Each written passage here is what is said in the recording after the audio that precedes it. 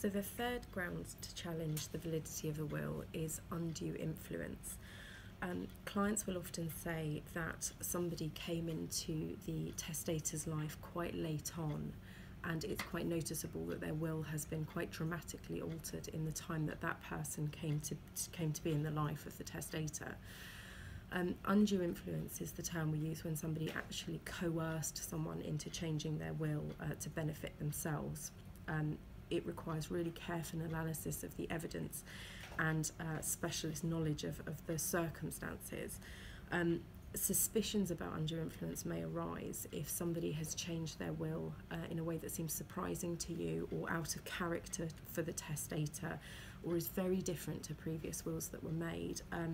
Changes can include sort of unexpected or last-minute changes shortly before the testator passed away, the detriment to the testator or their estate, so if they've given away sort of large parts of their estate to someone relatively new in their lives, or if it's very different from wishes that they've expressed before. Perhaps the beneficiary has been included in a will and they weren't before, or something has dramatically changed.